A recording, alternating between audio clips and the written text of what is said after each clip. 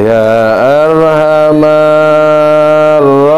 rahimin, ya arhamar rahimin, ya arhamar rahimin, farij alal muslimin.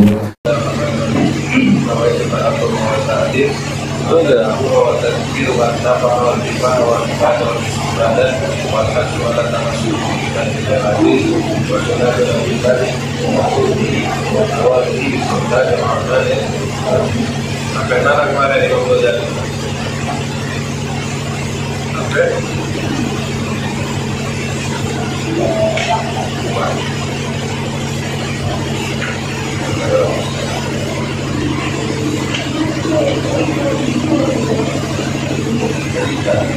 kalau cerita kira-kira ingat kan? Kalau misalnya dongeng apa ingat kan? Kalau dongeng ingat kan? Iya, harus pengetahuan kita ada cerita. Ceritanya Imam Ghazali kan?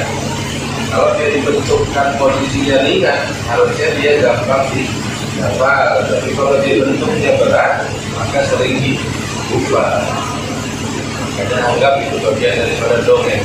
Jadi gampang kerapnya, gampang jadi Imam Ghazali menceritakan tentang sunnah Nabi Muhammad SAW,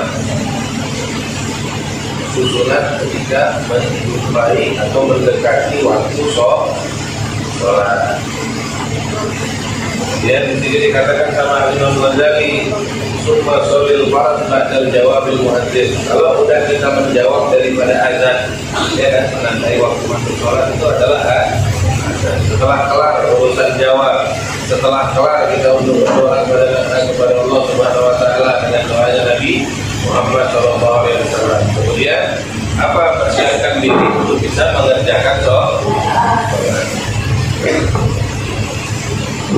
Rasul ba'dahu qabla an tatakalam rakaat. Kemudian setelah jawab azan, kemudian jawab iqamah. Dan ingat setelah azan ada sunnah qobliyah isya. Amalan kan? Ada sunnah qobliyah isya. Baru di batul maghrib, maghrib. Ini di waktu maghrib. Maka itu dikatakan bagian daripada sunnah muakkad aktif yang dikerjakan oleh Nabi Muhammad SAW setelah maghrib 2 rakaat. Saya sholat ba'dahu arba'an. Begitu juga sebagian ulama mengatakan bahwa di waktu tersebut sebenarnya waktunya banyak untuk mengerjakan sholat sunnah. Nah, kalau di sini kata Imam Ghazali, setelah mengerjakan 2 rakaat, kerjakan juga 4 rakaat setelah sholat sunnah ba'diyah. Berapa itu? Nah, kalau amalnya belum ada, tahu ada yang arah rakyat 20 rakaat. Namanya sholat sunnah al-wajib. Terserah, yang penting kita mendapatkan cerita, kita mendapatkan amalan-amalan yang baik. Jadi ketika ada waktu antara bainal maghrib wal isya, ternyata kita masih mampu untuk mengerjakan amal sunnah, maka kerjakan.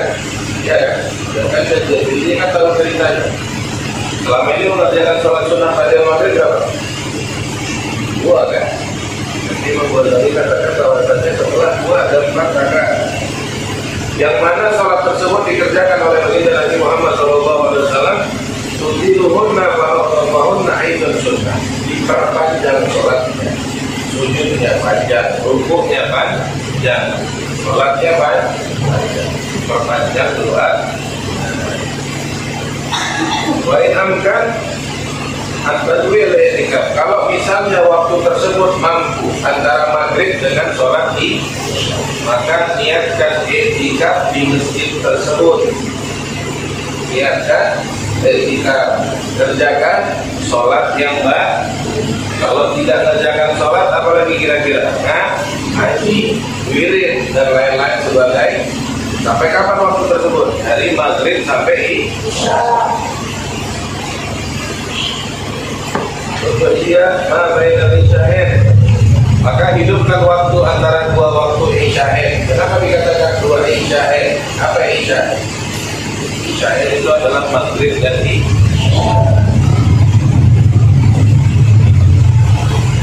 Dengan apa menghidupkan waktu tersebut?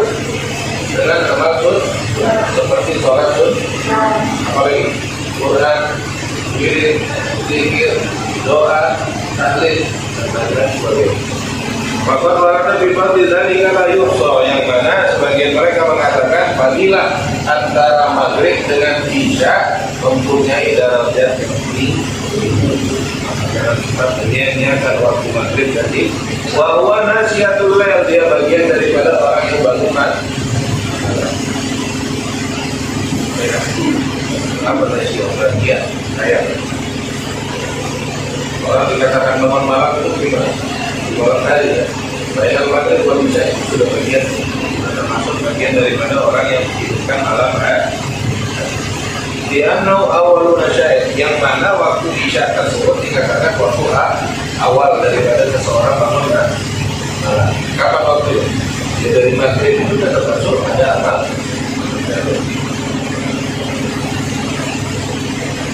Wahia sholatul awwabin.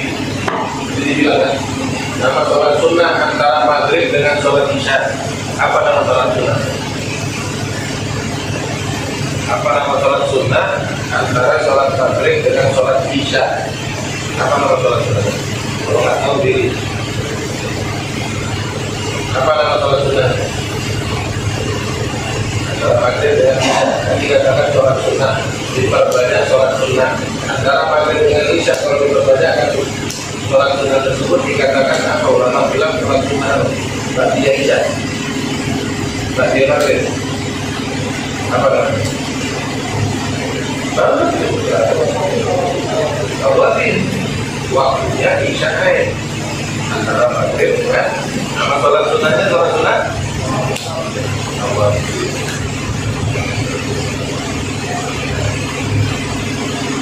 Rasulullah SAW ditanya Nabi Muhammad SAW. Siapa yang nanya tadi? Para sahabat. Al-Qur'an ta'ala tatajabah dunubuhum anil mawajib.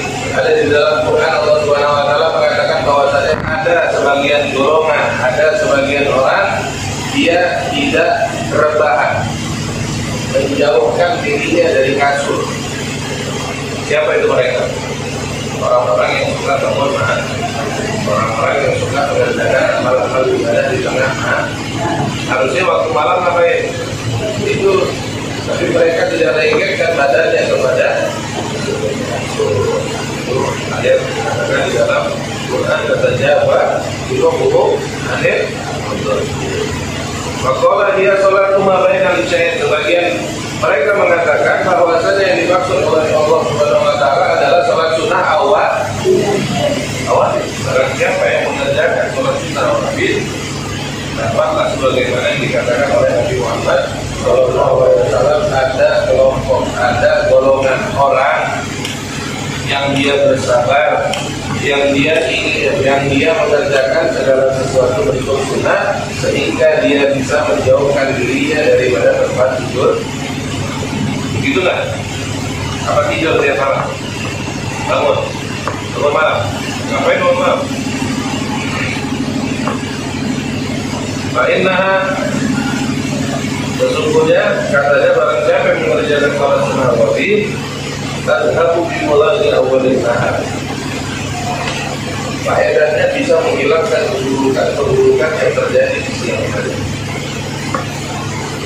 Amal-amal buruk kan mengerjakan. Barang siapa yang mengerjakan sholat sunnah wajib, maka secara tidak langsung pengadilannya bisa meleburkan perbuatan buruk yang dikerjakan di siang hari. Tentu sudah juga bisa mengamankan akhir daripada kita. Ya, semua amal sunnah itu dia bisa menghancurkan atau menghilangkan amal buruk.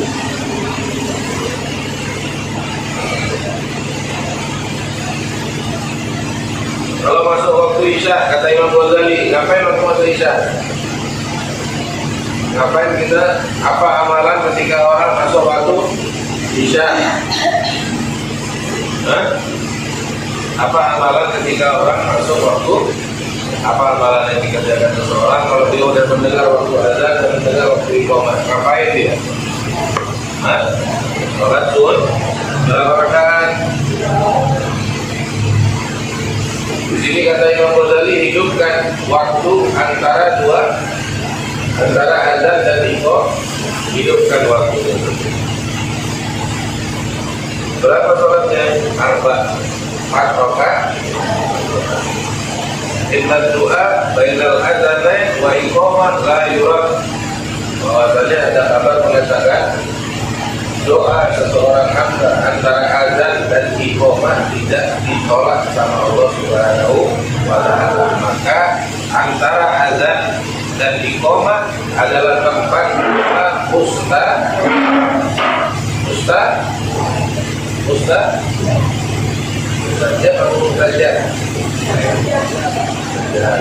Jadi doa antara azan dan iqamah adalah bagian daripada waktu yang Allah izinkan untuk istijabah. Sering doa nggak antara azan dan iqamah? Sering nggak? Kemarin kita sudah dikasih tahu bahwasanya antara azan dan iqamah adalah waktu di mana Allah memberikan waktu yang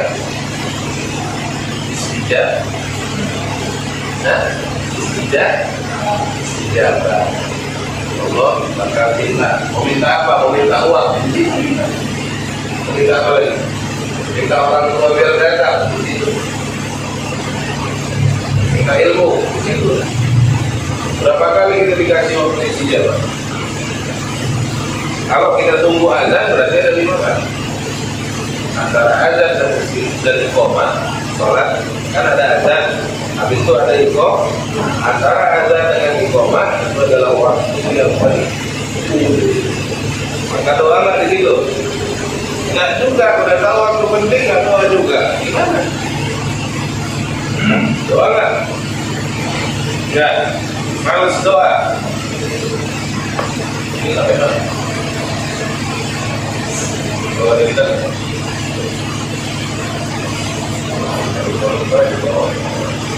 Berapa orang sekarang? Semua berapa? Berapa? Sekarang berapa? 38 orang. Makin ramai kan? Ada nambah berapa lagi?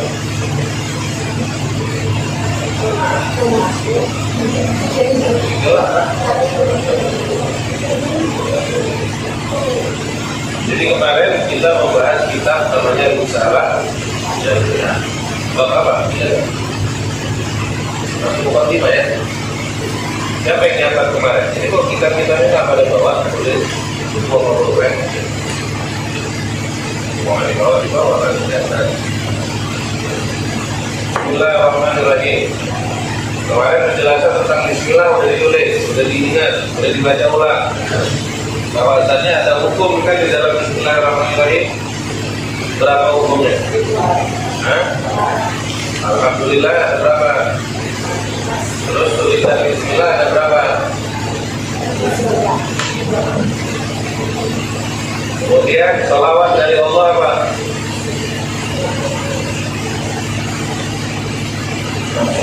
Salawat dari Allah adalah rahmat.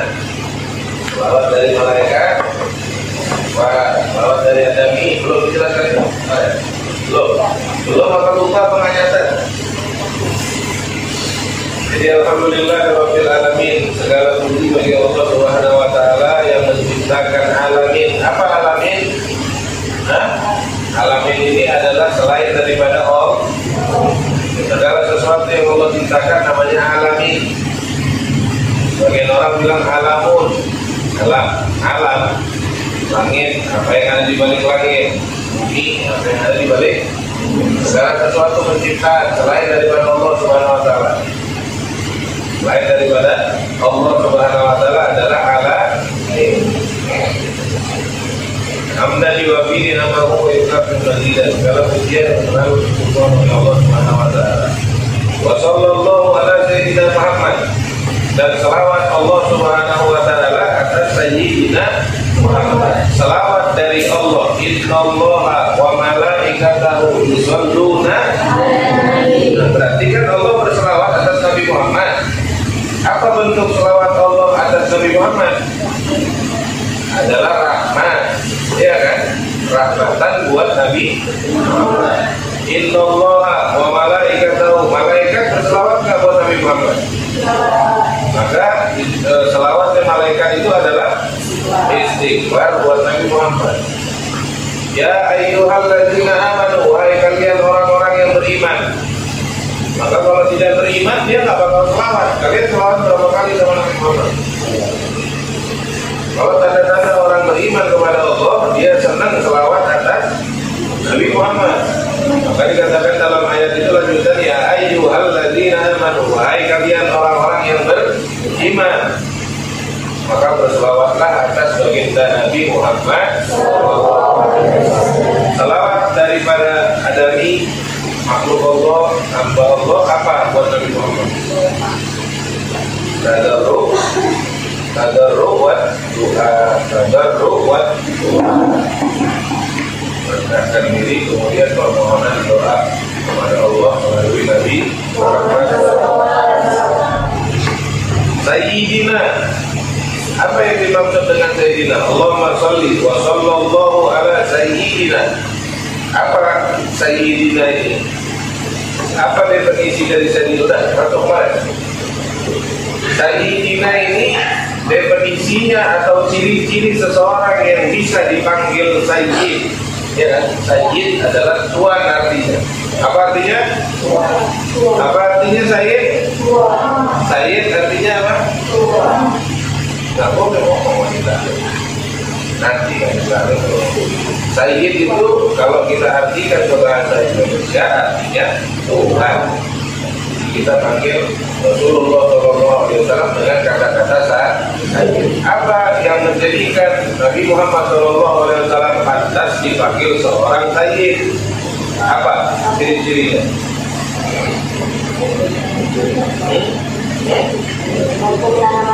Menjadinya pemimpin di salah satu, menjadinya pemimpin dalam martabat dan mansada di kaum. Barang siapa yang menjadi pemimpin di dalam kelompoknya, menjadi pemimpin di dalam kelompok, dalam kaum, mansada di kaum, maka surah sawaduhu. Barang siapa yang punya bala tentara yang banyak, yang punya bala tentara yang banyak, itu Sayyid. Yang jadi pemimpin di dalam satu kaum dikatakan Sayyid. Yang punya bala tentara yang banyak dikatakan Sayyid. Man tabza ilaihna silla syadai, barang siapa yang ditakuti orang ketika ada permasalahan, itu dikatakan Sayyid. Ada masalah terjadi, datang seseorang ini, datang Nabi Muhammad, kelar masalahnya, kelar, itu Sayyid. Kemudian ilmu, dia bisa menahan amarah. 4 kriteria ini ada di diri Nabi Muhammad. Wa'ala ali, siapa keluarga Nabi Muhammad SAW? Siapa keluarga Nabi? Bani Hashim dan Bani Wasofi. Siapa sahabatnya Nabi Muhammad SAW? Abu Bakar, Umar, Utsman, Ali. Yang dikatakan sahabat Nabi Muhammad SAW, orang yang dilihat dan melihat Nabi Muhammad SAW di dunia, nggak boleh di tempat yang lain. Di masa hidup Nabi Muhammad SAW, beriman dengan Nabi Muhammad SAW, meninggal dalam keadaan iman dan Islam. Ada berapa itu? Barang siapa yang melihat atau dilihat Nabi, itu ciri-cirinya. 1 itu. Barang siapa yang melihat dan dilihat Nabi Muhammad, 1. Kemudian barang siapa yang melihat atau dilihat Nabi Muhammad SAW di bumi, syarat itu di bumi, nggak boleh di langit. Terus badan nubuwah, setelah Nabi diberi risalah, setelah Nabi diberikan kenabian. Kalau melihat Nabi sebelum Nabi diangkat menjadi Nabi, sahabat? Bukan. Jadi, ini 3 poin. Dilihat atau melihat Nabi Muhammad. Nabi itu di bumi. Kemudian setelah kenabian, beriman dengan Nabi dan meninggal dalam keadaan iman dan Islam. Maka dia kalau punya 5 sifat ini ada di diri seseorang, dia dikatakan sahabat Nabi Muhammad. Kalau kurang 1, maka dia bukan sahabat Nabi Muhammad. Dia melihat atau dilihat Nabi di dalam mimpi, sahabat nggak? Dia melihat Nabi atau dilihat Nabi tapi di langit, sahabat nggak? Dia melihat Nabi atau dilihat Nabi tapi Nabi belum dinobatkan menjadi seorang Nabi, sahabat nggak? Waliyahzubillah, dia beriman dengan Nabi tapi waliyahzubillah meninggal dalam keadaan tidak Islam, sahabat nggak? Nah, itu syarat harus kumpul. Orang sekarang bisa melihat Nabi kan? Bisa. Melalui mimpi. Kata Nabi Muhammad SAW, barang siapa melihat saya dalam mimpi dalam waktu dekat, insya Allah orang tersebut akan melihat saya dalam keadaan jalan. Siapa yang katakan itu? Nabi Muhammad SAW. Nah, kalau dia melihat di zaman sekarang, setelah meninggalnya Nabi Muhammad SAW, dia dikatakan apa? Dikatakan sahabat. Dikatakan sahabat. Bukan. Karena nggak mencukupi syarat daripada ketentuan yang dikatakan seorang sahabat. Masalah. Qala Rasulullah sallallahu alaihi wasallam, berkata Nabi Muhammad sallallahu alaihi wasallam, "Talabul ilmi fardhatun 'ala kulli muslimin wa muslimatin." Maka Nabi mengatakan bahwasanya menuntut ilmu. Talabul ilmi itu apa? Menuntut ilmu. Hukumnya apa? Wajib. Hukumnya wajib. Atas siapa? Atas setiap muslim laki-laki. Jadi muslim nggak? Laki-laki nggak? Wal muslimah, muslim. Jadi muslim nggak? Perempuan nggak? Maka muslim laki-laki wajib menuntut ilmu, muslim perempuan wajib menuntut ilmu. Waqala sallallahu alaihi wasallam, berkata Nabi Muhammad sallallahu alaihi wasallam, "Man salaka tariqan yaltamisu fiha ilman." Barang siapa yang jalan di alam dunia, dia selalu dalam keadaan mencari ilmu. Hari-harinya taklim, tiap hari taklim, tiap hari cari ilmu Allah Subhanahu wa taala karena Allah, maka dia ilman sallallahu alaihi wasallam. Maka orang tersebut akan dimudahkan perjalanan yang menuju surga. Mau gitu? Mau begitu enggak? Makanya taklim yang benar. Taklim yang benar enggak? Nah, harus belajar yang benar, ambil kesempatan yang ada, jangan sia-sia. Nanti lu gimana ruginya? Rugi di dunia, rugi juga di akhirat. Wabadu wahadihi masailul mukhtasara, yang mana di dalam kitab Habib Ahmad bin Zaid, di dalam kitab Risalah Jami'ah ini ada beberapa masalah yang harus kita paham. Masalah mukhtasar, masalah singkat. Mimbati kutubil hujjatil Islam, diambil oleh Habib Ahmad bin Zaid al-Habsyi daripada kitab siapa? Karya siapa? Karyanya Al-Imam Ghazali. Kebanyakan. Man arafa, barang siapa yang mengetahui kitab ini, wa amila biha, dan dia mengerjakan kehidupannya sehari-hari sebagaimana apa yang ada di dalam kitab ini.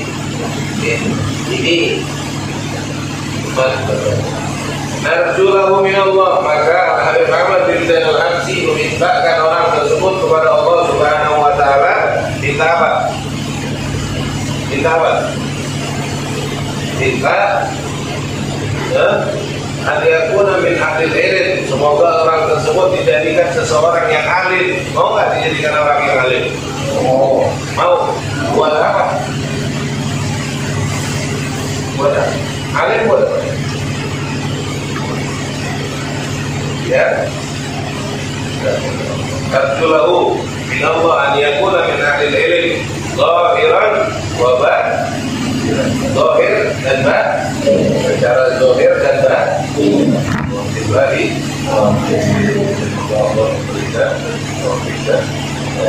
masuk ke satu bab karena kita membahas keterkaitan agama Allah agama Islam, maka di sini dikatakan arkanul Islam. Apa itu arkan? Arkan itu adalah jamak daripada rukun. Ini rukun kan? Ini tiang. Sebagian orang mengatakan arkanul Islam itu adalah tiang agama. Ada berapa tiang agama? Ada berapa? Ada 5. Maka tiang agama. Ini ada berapa tiang ini? 1, 2, 3, 4, 5. Apa kepentingan tiang ini terhadap bangunan? Supaya kalau dibuang yang ini, kenapa memang? Jatuh dia, ambruk dia. Maka seseorang memeluk agama Allah Subhanahu wa taala, dia harus mempunyai rukun, memahami rukun, mengerjakan rukun. Tiang. Berapa jumlah tiangnya? Apa aja itu? Ucapkan doa syahadat. Pertama, syahadatu an la ilaha illallah wa anna Muhammadan wa iqamus shalah, mendirikan wa itaus zakat, yang mengeluarkan, wa saumu Ramadan, mengerjakan puasa di bulan. Kalau di bulan lain sunnah namanya kan, wajibkan. Wa hajjul baiti man istata'a ilaihi sabila, maka pergi haji bagi orang yang mampu. Itu namanya rukun Islam. Kalau dia tidak mengerjakan rukun Islam semua, dia orang Islam. Kalau dia tidak mengerjakan rukun Islam salah satu dari yang 5, dia orang Islam. Ini rukun Islam 5. Dia nggak kerjakan satu. Dia orang Islam.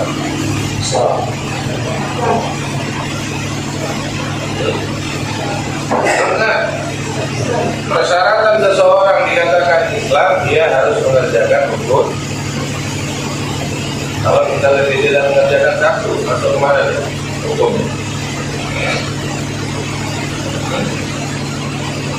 Ma'al ikhlas wa tasdik, dia harus mengerjakan rukun Islam yang 5 ini dengan keikhlasan, dengan sesungguh-sungguh. Faman lam yakun mukhlishan fa huwa munafiq. Barang siapa yang mengerjakan rukun Islam yang 5 tidak disertai dengan keikhlasan, maka orang tersebut munafik. Ngerti munafik? Ngerti munafik? Ngerti munafik?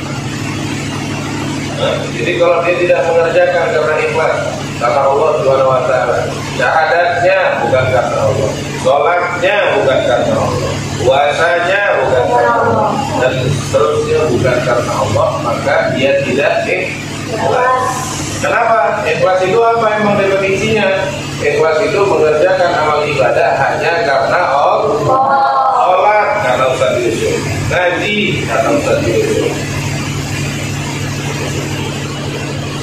Maka bukan karena Allah. Berarti orang tersebut tidak ikhlas. Sholat karena orang tua, ngaji karena orang tua, maka dia karena siapa sholat dan ngajinya? Karena orang, bukan karena Allah. Maka orang tersebut tidak ikhlas. Berarti dia munafik. Begitu. Begitu kan? Selama ini begitu. Ya. Karena siapa? Sholat haji. Beneran? Wa man lam yakun musaddiqan bi qalbihi fa huwa kafir. Barang siapa rukun Islam tidak dia yakini di dalam hatinya, maka orang tersebut kafir.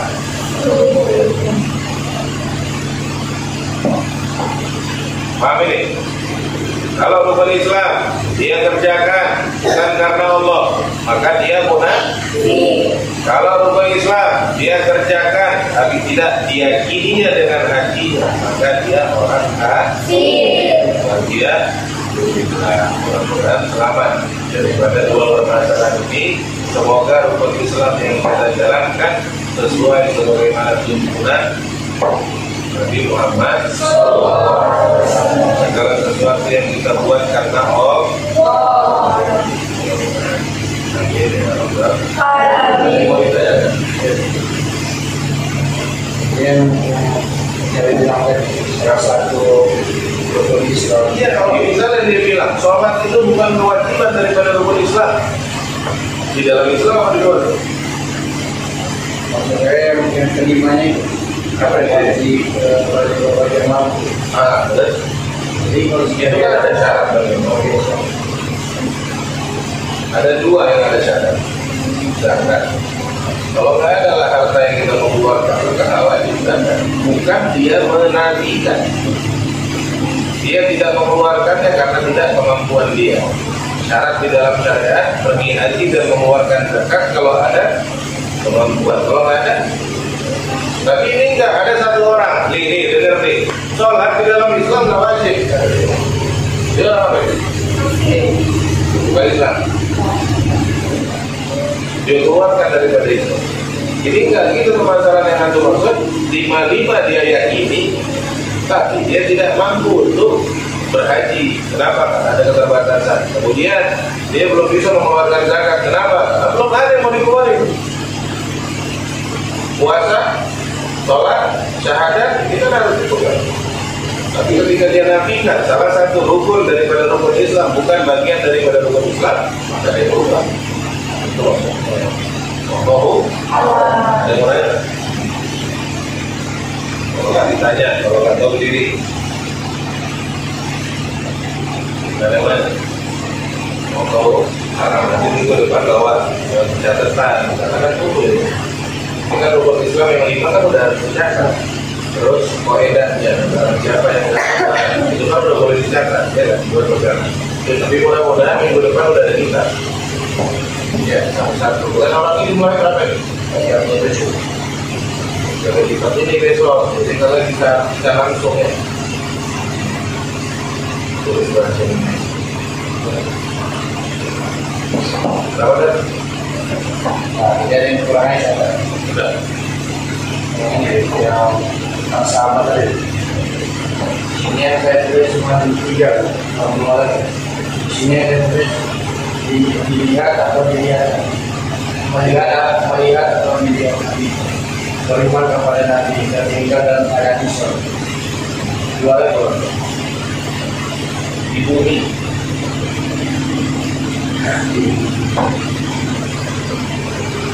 Satu lagi pada nubuah setelah ditetapkan kenabian. Ya.